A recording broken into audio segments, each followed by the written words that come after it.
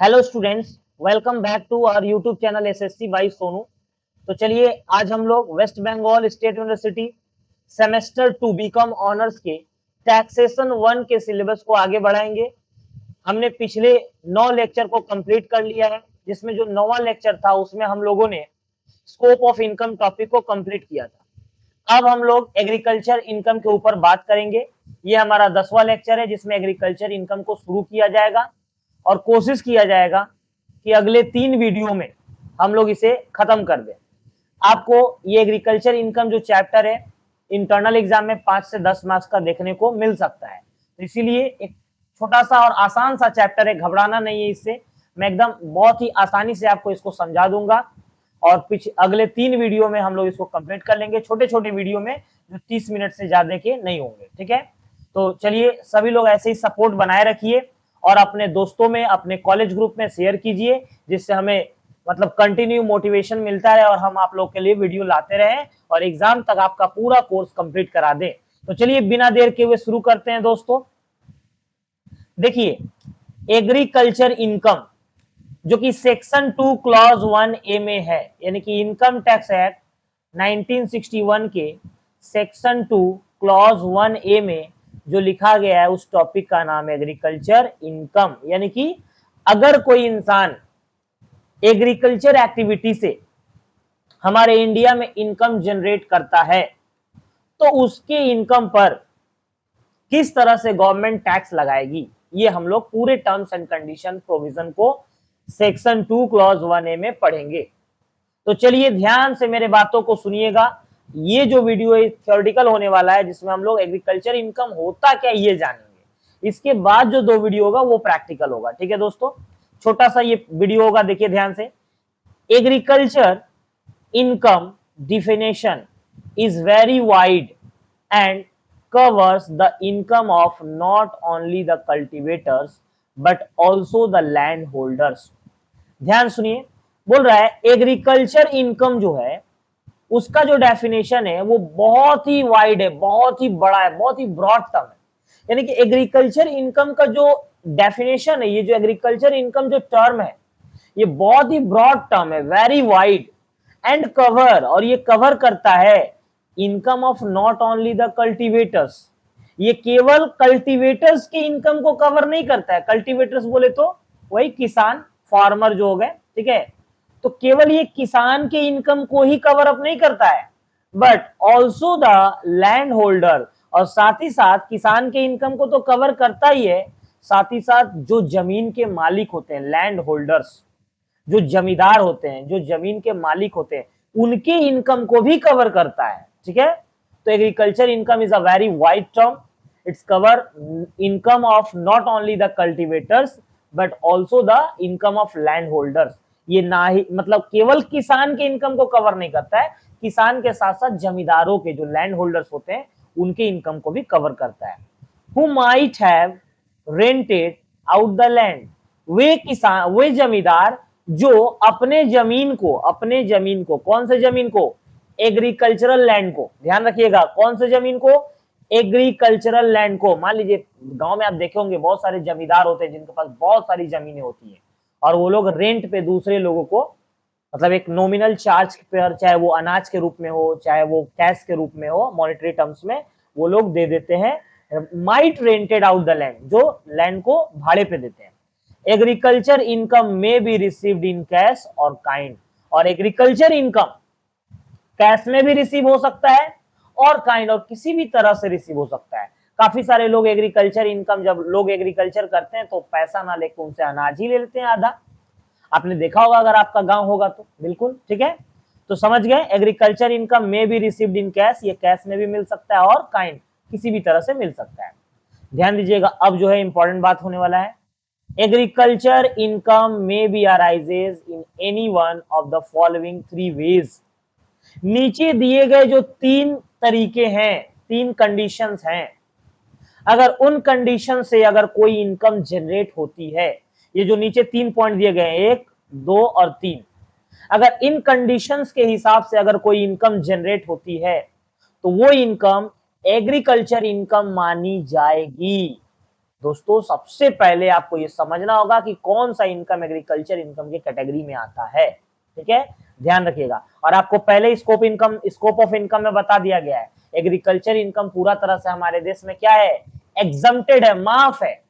हमारे देश के जमीन पे अगर कोई किसान खेती करता है और उससे इनकम जनरेट करता है तो एग्रीकल्चर इनकम पूरा तरह से माफ है। लेकिन ध्यान रहे वो खेत हमारे देश के अंदर होने चाहिए, हमारे देश के बाउंड्री के अंदर, ठीक है। तो आइए ना देखते हैं वो 3 कंडीशन क्या है जिससे पता चलता है कि कोई इनकम एग्रीकल्चर इनकम है। इट मे बी रेंट और revenue derived from the land situated in India.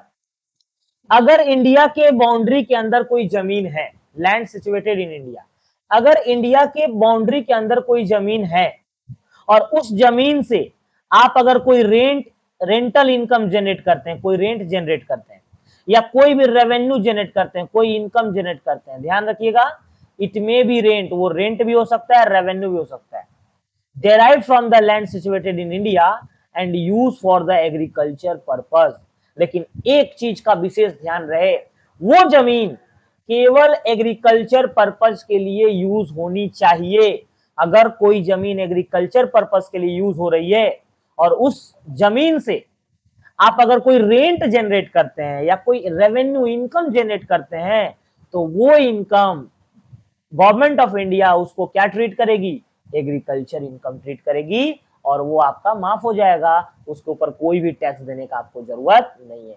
ध्यान रहे कौन सा इनकम, इंडिया के बाउंड्री के अंदर अगर कोई जमीन है और वो जमीन एग्रीकल्चर पर्पस से यूज हो रही है, एग्रीकल्चर पर्पस से यूज हो रही है और उसके लिए रेंट जनरेट हो या रेवेन्यू जनरेट हो, वो सब एग्रीकल्चर इनकम माना जाएगा। 2 मिनट के लिए मान के चलिए कि मेरा एक जमीन है एग्रीकल्चर लैंड, उसके ऊपर हम खेती करते हैं और अनाज उगा के मार्केट में बेच देते हैं अनाज को, तो वो एग्रीकल्चर इनकम है, वो एग्जम्प्ट है, माफ है, ठीक है।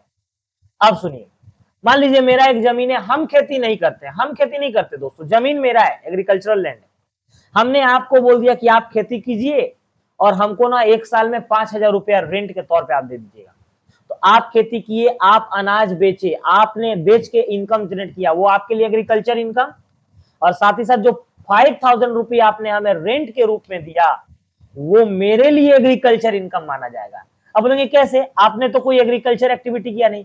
हाँ, हम भले ही एग्रीकल्चर एक्टिविटी ना करें लेकिन मेरा जमीन पे जो एक्टिविटी हुआ है वो कौन सा एक्टिविटी हुआ है, एग्रीकल्चरल एक्टिविटी हुआ है, इसलिए आप हमको जो रेंट पे करेंगे वो रेंट, मान लीजिए जो 5,000 आप पे कर रहे हैं वो 5,000 पे भी सरकार हमसे टैक्स नहीं लेगी, वो क्या मान लिया जाएगा, agricultural income. Clear, point number 1। Point number 2, it may be income derived from the such land. ये वो इनकम होना चाहिए जो किस तरह के जमीन पे होना चाहिए, ध्यान से सुनिए। पहला, एग्रीकल्चरल, एग्रीकल्चरल लैंड पे होना चाहिए भाई, एग्रीकल्चरल, अगर एग्रीकल्चरल लैंड पे एग्रीकल्चरल एक्टिविटी हो रहा है तो ही वो एग्रीकल्चरल इनकम माना जाएगा, तो ही वो एग्जम्प्ट है, वरना वो टैक्सेबल हो जाएगा। B number, the performance of a process ordinary employed by a cultivators on received rain in kind to render the produce fit to be taken to the market। ये देखिए, ये वर्ड को ना, ये वर्ड को आप एकदम ध्यान से देखिए, fit to be taken, fit to be taken to the market, ये वर्ड को ध्यान देखिए। कहने का मतलब, अगर हमने किसी जमीन के ऊपर खेती किया, एग्रीकल्चरल लैंड के ऊपर, और उससे जो एग्रीकल्चरल जो प्रोड्यूस हमको मिला, जो भी एग्रीकल्चरल एक्टिविटी करने के बाद जो भी हमको गुड्स या जो भी मान लीजिए क्या बोलते हैं उसको, उपज हमको मिला है, वो उपज जो भी, जैसे मान लीजिए गेहूं मिला, धान मिला या जूट मिला, जो मिला वो तो तुरंत बेचने लायक नहीं है मार्केट में। अब मान लीजिए धान, धान हमने उगाया तो धान तो तुरंत मार्केट में धान तो नहीं बेचाएगा, मार्केट में तो चावल बेचाएगा। तो ध्यान सुनिएगा, ध्यान सुनिएगा, मार्केट में चावल बेचाएगा, तो धान से चावल निकालने के लिए हमने क्या किया, 2 लोगों को काम पे रख लिया कि वो धान से चावल निकालेंगे और उनको हमने लेबर के तौर पे वेजेज उनको दे दिया। वो वेजेज जो हमने दिया, क्यों दिया, क्योंकि धान को फिट करने के लिए, कहां फिट करने के लिए, मार्केट में, fit to be taken to the market, fit to be taken to the market, उस धान को हमने मार्केट में फिट करने के लिए, ताकि चावल बन जाए वो और मार्केट में फिट हो जाए, सेलेबल कंडीशन में हो जाए। तो इसलिए वो जो हमने उन्हें वेजेस दिया है, जो लोग धान से चावल निकाल रहे हैं, वो वेजेज भी उनका एग्रीकल्चरल इनकम माना जाएगा, एग्रीकल्चरल इनकम। ठीक है दोस्तों, समझ गए मित्रों। आइए अगला 3 number, the sale by a cultivators on receiver of the rent in kind of such agricultural produce raised and received by him in respect which no process has been performed other than a process of above mentioned point। बोल रहा है कि cell by a cultivator, cultivator क्या किया, agriculture produce को क्या किया, cell किया, और रिसीव किया इनकम या फिर रेंटल इनकम जनरेट किया, वो क्या माना जाएगा, एग्रीकल्चरल इनकम माना जाएगा। प्रोड्यूस रेज एंड रिसीव्ड, और कोई भी ऐसा इनकम रिसीव किया जो एग्रीकल्चरल एक्टिविटी से हुआ है तो वो एग्रीकल्चरल इनकम माना जाएगा। और हाँ, अबव मेंशन पॉइंट, 1 नंबर और 2 नंबर पॉइंट में जो हमने बताया उस तरह की एक्टिविटी होनी चाहिए तो ही वो एग्रीकल्चरल इनकम माना जाएगा। तो उम्मीद करते हैं आपको समझ में आ गया होगा। 4 नंबर देखिए, lastly agricultural income may be derived from any farm building require for agricultural operation.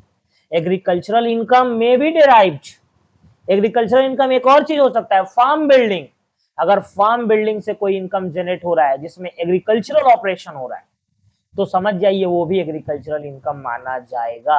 जैसे ये देखिए, ये देखिए, मान लीजिए ये मेरा पूरा चारों तरफ ये खेत है, ये खेत है, देखिए ये मेरा एग्रीकल्चरल लैंड है। मान लीजिए मेरा गांव में ये सब खेत है, ये देखिए, ऐसे ही ना होता है गांव में खेत, ऐसे होता है, देखिए इस तरह से गांव में खेत होता है। ठीक है, अगर आप गांव में देखे होंगे तो देखिए इस तरह से सब खेत में मेड़ लगा होता है, इस तरह से ये खेत होता है। मान लीजिए जहां दूर दूर तक देखिए मेरा ही खेत है, और हमने यहाँ बीच में, हमने यहाँ एक बीच में जानते हैं क्या बना रखा है, फार्म हाउस बना के रखा है, फार्म हाउस। फार्म हाउस बोले तो ऐसे मेरा ड्राइंग उतना अच्छा नहीं है तो आप लोग को हंसना नहीं है, ठीक है। ये एक फार्म हाउस हमने मान लीजिए बना के रखा है, फार्म हाउस, फार्म हाउस ये बना के रखा है। सर ये फार्म हाउस क्या होता है, फार्म हाउस का मतलब होता है कि जो एग्रीकल्चरल लैंड से सटा हुआ हो। ध्यान रखिएगा एक बात, फार्म हाउस उसी घर को बोला जाएगा जो एग्रीकल्चरल लैंड से सटा हुआ हो एकदम। देखिए एग्रीकल्चरल लैंड के बीच में हमने रखा है, अगर ये सटा भी रहेगा ना तो भी चलेगा। इसमें होता क्या है, जो देश के बड़े बड़े किसान है ना, जिनका बहुत ज्यादा खेत है, वो लोग फार्म हाउस रखते हैं। मान लीजिए यहाँ पे अनाज उगाएंगे, यहाँ पे बहुत सारा अनाज उगाएंगे, पूरा चारों तरफ अनाज उगाएंगे, और अनाज उगा के जब इस फसल काटेंगे इसी घर में रख देंगे फार्म हाउस में, यहीं से बेचेंगे। यहाँ पे खाद रखेंगे, फर्टिलाइजर, यहाँ पे कुदाल रखेंगे कोड़ने के लिए, यहाँ पे ट्रैक्टर हो सके रखेंगे कोड़ने के लिए। जितना एग्रीकल्चर एक्टिविटी में जो भी चीजें लगती हैं वो सब इसमें, वो समझ लीजिए उनका स्टोर रूम है, वो इनका स्टोर रूम है ये। अगर कोई अनाज उगाए तो इसी में बोरा में भर के रख दिए, यहीं से बेच रहे हैं, और वो किसान सुबह आता है घर से उठ करके इसी में आ जाता है। ये समझ लीजिए उसका ऑफिस के तरह, एक तरह से यहाँ आता है, सुबह से शाम तक यहाँ रहता है, कभी ये खेत में निकल के काम करता है, फिर जाकर थोड़ा आराम करता है, फिर यहाँ काम करता है, फिर ये आलू के खेत में कहीं तरह तरह का, बोलते हैं फार्म हाउस। और इस फार्म हाउस से अगर कोई इनकम जनरेट हो रहा है तो भी वो इनकम एग्रीकल्चरल इनकम माना जाएगा। ठीक है दोस्तों, उम्मीद करते हैं आप समझ गए होंगे 4 नंबर पॉइंट। आइए अब इसको हम लोग लास्ट पॉइंट को देखते हैं, ये एक पेज कर लेंगे बस, ये थियोरेटिकल पोर्शन एग्रीकल्चरल इनकम का बिल्कुल खत्म हो जाएगा। Now let us take a critical look of the following assets. आइए हम लोग क्रिटिकल लुक देखते हैं नीचे दिए गए बातों का। ठीक है, क्रिटिकल यानी कि एग्रीकल्चरल इनकम का थोड़ा क्रिटिकल लुक देखते हैं। 1 नंबर देखिए, रेंट और revenue derived from the land situated in India and use for the agricultural purpose. मैंने आपको पहले ही बता दिया है, अगर कोई जमीन एग्रीकल्चरल लैंड इंडिया में सिचुएटेड है और उस पर एग्रीकल्चरल एक्टिविटी हो रहा है तो उससे अगर कोई इनकम जनरेट हो या उससे कोई रेंटल इनकम जनरेट हो, दोनों ही एग्रीकल्चरल इनकम माना जाएगा, और टैक्स के दायरे से वो क्या रहेंगे, बाहर रहेंगे, यानी कि टैक्स नहीं लगेगा। The following 3 condition must be satisfy for agricultural income. ये नीचे दिए गए 3 कंडीशन को मस्ट एकदम सेटिस्फाई करना पड़ेगा, तभी कोई इनकम एग्रीकल्चरल इनकम माना जाएगा। पहला, रेंट और revenue should be derived from the land. उस जमीन से जो इंडिया में सिचुएटेड है और एग्रीकल्चरल एक्टिविटी के लिए यूज हो रहा है, उस जमीन से रेंट जनरेट होना चाहिए या रेवेन्यू जनरेट होना चाहिए। उसी जमीन से जो इंडिया में सिचुएटेड है और उसके ऊपर एकदम ध्यान रहे एग्रीकल्चरल एक्टिविटी होना चाहिए और कोई एक्टिविटी नहीं होना चाहिए। तो वो माना जाएगा एग्रीकल्चरल लैंड या agricultural income. Land has to be situated in India, जमीन कहां होना चाहिए, इंडिया में, तभी वो माफ रहेगा। If situated outside India the entire income would be taxable, अगर इंडिया से बाहर आपका जमीन है और आप खेती करते हैं, उससे इनकम जनरेट करते हैं, तो वो माफ नहीं होगा। जैसे मान लीजिए हमारे बंगाल में आप देखिएगा बांग्लादेश का बॉर्डर सटा है, फेंसिंग नहीं किया हुआ है, तो कुछ लोग ऐसे हैं जो इंडिया में तो रहते हैं लेकिन उनका खेत बांग्लादेश में, या कुछ लोग ऐसे भी हैं जो बांग्लादेश में रहते हैं उनका खेत इंडिया में। तो इंडिया में रहते हैं, खेत बांग्लादेश में, बांग्लादेश का जमीन पे जाके खेती करते हैं बगल में, बॉर्डर थोड़ा सा पार करके उसको इंडिया में बेच के इनकम जनरेट करते हैं, तो उनके इनकम पे टैक्स लगेगा भाई, टैक्स लगेगा। नेपाल बॉर्डर, बांग्लादेश बॉर्डर, ये सब बॉर्डर पे जो होता है। Land should be use for agriculture purpose, और वो जमीन एग्रीकल्चरल एक्टिविटी के लिए यूज होनी चाहिए। और कोई पर्पज से अगर यूज हो रहा है तो फिर वो एग्रीकल्चरल एक्टिविटी नहीं माना जाएगा, ठीक है। तो उम्मीद करते हैं भाइयों समझ में आया होगा आपको। आइए, बहनों को भी बोल रहे हैं, ठीक है, सिर्फ भाइयों को नहीं। Meaning of agricultural, agriculture, agriculture का मीनिंग क्या होता है, आखिर एग्रीकल्चर का मतलब होता क्या है, देखिए, एक मिनट। तो देखिए एग्रीकल्चर का मीनिंग हम लोग जानने की कोशिश करेंगे। देखिए क्या बोल रहा है, meaning of agriculture, the term agriculture has not been defined in the act however, जबकि एग्रीकल्चर का मीनिंग इनकम टैक्स एक्ट में डिफाइन नहीं किया गया है, फिर भी हम लोग जानते हैं। चलिए देखिए क्या है, cultivation of a field involving human skill and labour. Cultivation, किसी भी मैदान का, किसी भी जमीन के ऊपर कल्टीवेशन होना, जिसके अंदर क्या इन्वॉल्व हो, ह्यूमन स्किल, लोगों का अपना जो स्किल है वो इन्वॉल्व हो, और उसमें लेबर भी इन्वॉल्व हो, on the land can be broadly termed as agriculture. अगर जमीन के ऊपर कोई ह्यूमन स्किल एक्टिविटी हो रहा है कल्टीवेशन से रिलेटेड, तो वो एग्रीकल्चर ही माना जाएगा, उसको एग्रीकल्चर बोला जाएगा, ठीक है। अब देखिए एग्रीकल्चर प्रोसेस में क्या क्या इन्वॉल्व है, tilling the land, tilling the land बोले तो जमीन को कोड़ना, खेत को कोड़ा जाता है ना पहले ट्रैक्टर से या बैल से, तो टीलिंग द लैंड, अगर कोई जमीन पे टीलिंग हो रहा है, जमीन को कोड़ा जा रहा है, सोविंग द सीड्स, बीज लगाया जा रहा है, और इस तरह के सिमिलर और कोई ऑपरेशंस हो रहे हैं, तो ये सब तो एग्रीकल्चरल ऑपरेशंस है ना। तो ये सब अगर कुछ हो रहे हैं तो मान लीजिए कि वो एग्रीकल्चर है। अगर ये सब नहीं हो रहा है तो एग्रीकल्चरल एक्टिविटी नहीं है। सर जैसे हम नहीं समझे सर, ध्यान से मेरे बात को सुनिएगा। ये है मेरा खेत, मान लीजिए, ठीक है, खेत एग्रीकल्चरल लैंड है, ध्यान सुनिएगा। अच्छा आपने पाटीदार सुना है, पाटीदार, गांव में अगर आपका गांव होगा तो जिनका हमारे संपत्ति में पार्टीशन होता है उसको पाटीदार बोलते हैं गांव के भाषा में, ठीक है।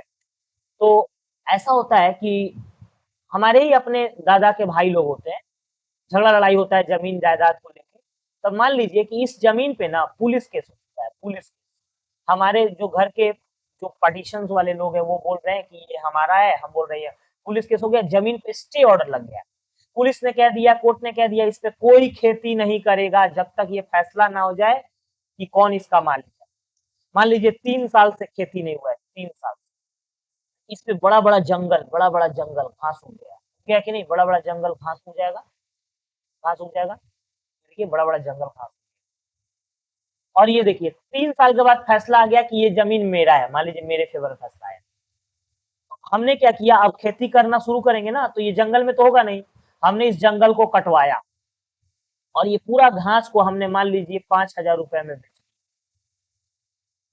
तो क्या इस 5,000 पे टैक्स लगेगा कि नहीं लगेगा, क्या इस 5,000 पे टैक्स लगेगा कि नहीं लगेगा, ये क्वेश्चन मेरा आपसे रहेगा। कमेंट बॉक्स में जरूर बताइएगा इस 5,000 पे टैक्स लगेगा कि नहीं लगेगा।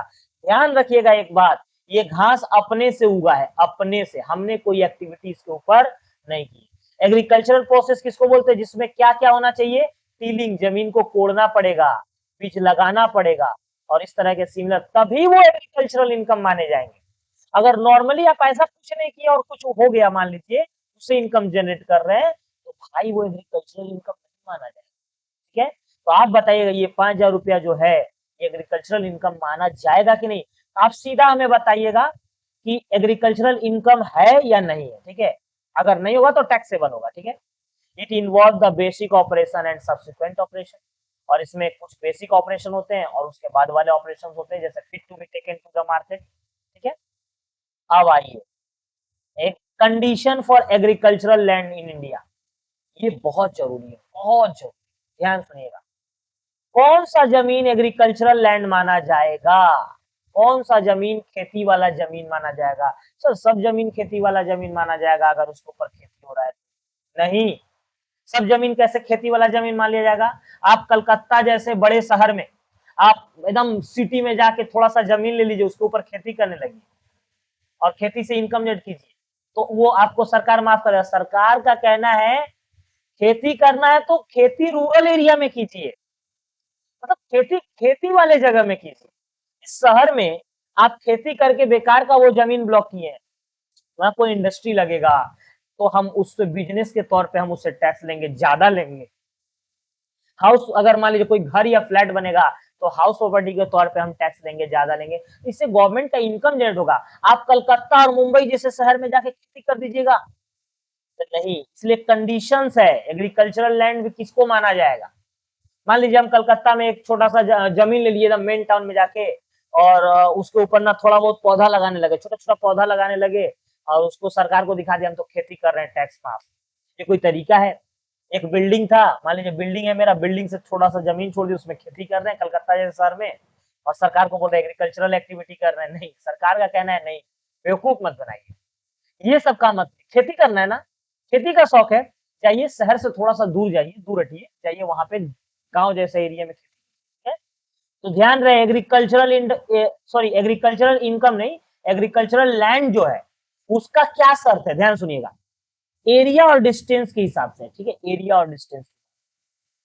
अगर कोई शहर का पॉपुलेशन आबादी 10,000 से 1 लाख के बीच, मान लीजिए आप जिस शहर में रहते हैं वहां का आबादी 10,000 से 1 लाख के बीच, याद रखिए आबादी, फैमिली नहीं, एक एक पर्सन, 10,000 से 1 लाख के बीच लोग रहते हैं, तो वैसे एरिया में अगर आप 2 किलोमीटर दायरे के बाहर कोई जमीन पे खेती करते हैं, मान लीजिए ये, मान लीजिए और मान लीजिए यहाँ पे ये देखिए ये मेन टाउन है, मान लीजिए 2 किलोमीटर का दायरा है, 2 किलोमीटर का दायरा है, मेरा खेत यहाँ पे और ये जो शहर है ना 10,000 से 1 लाख आबादी वाला है। तो सरकार का कहना अगर इसके अंदर आपका जमीन है और आप खेती कर रहे हैं 2 किलोमीटर के दायरा के अंदर, तो भाई हम उसको एग्रीकल्चरल लैंड नहीं मानेंगे। आप जबरदस्ती अगर एग्रीकल्चर कर भी रहे हैं तो आपको टैक्स देना पड़ेगा। तो इसीलिए 10,000 से 1 लाख वाले आबादी वाले जगह में 2 किलोमीटर दायरे के बाहर अगर जमीन है तो ही वो एग्रीकल्चर लैंड माना जाता है। इसलिए 2 किलोमीटर का दायरा राउंड सर्कल माना जाता है, राउंड सर्कल। तो कहां से जोड़ा जाएगा? रेलवे स्टेशन, याद रखिएगा कहां से? रेल स्टेशन से, रेल स्टेशन से मतलब ऊपर आसमान से 2 किलोमीटर राउंड सर्कल माप लिया जाता है और उस दायरे के बाहर रहेगा। अगर 10,000 से 1 लाख वाला शहर आबादी वाला है तो ही एग्रीकल्चरल लैंड में आ जाएगा। या तो रेल स्टेशन, या तो कुछ लोग कहां से मानते हैं? म्युनिसिपल से, म्युनिसिपल जो होता है ना कॉर्पोरेशन। अगर 1 लाख से 10 लाख आबादी वाला शहर है, 1 लाख से 10 लाख और ज्यादा आबादी है, तब फिर 2 किलोमीटर नहीं, तब 6 किलोमीटर दायरा के बाहर होना चाहिए। अगर 6 किलोमीटर दायरा के बाहर है तो ही वो माना जाएगा एग्रीकल्चरल इनकम है, सॉरी एग्रीकल्चरल लैंड है, नहीं तो फिर वो एग्रीकल्चरल लैंड नहीं माना जाएगा, तो टैक्स लगेगा। और अगर 10 लाख से ऊपर वाला आबादी वाला, जैसे कलकत्ता 10 लाख से ऊपर, करोड़ों का आबादी, तो कलकत्ता जैसे शहर में 8 किलोमीटर दायरे के बाहर अगर कोई लैंड है तो ही वो एग्रीकल्चरल लैंड माना जाएगा और उससे जो इनकम जनरेट होगा वो एग्रीकल्चरल इनकम माना जाएगा, एग्जम्प्ट होगा, नहीं तो फिर वो टैक्सेबल होगा। ठीक है दोस्तों, उम्मीद करते हैं आप समझ गए। तो इससे आपको कोई खास क्वेश्चन नहीं पूछा जाएगा, लेकिन हाँ कंसेप्ट के लिए जरूरी है। कंसेप्ट देखिए, सीखिए, एग्जाम में क्या छोड़िए, सीखना है हमेशा, हम लोग को सीखना, हर चीज को सीखा जाता है। एग्जाम में क्या आएगा क्या नहीं वो छोड़िए, जब सीख लीजिएगा हर चीज तो एग्जाम में सब कुछ जो भी आया रहेगा वो आप कर लीजिए। ठीक है, मिलते हैं अगले वीडियो में फिर लेक्चर 11 नंबर के साथ, और प्रैक्टिकल पोर्शन लेके आएंगे एग्रीकल्चर इनकम का, और 2 वीडियो में खत्म कर देंगे 11 और 12 में। मिलते हैं तब तक, टाटा बाय बाय।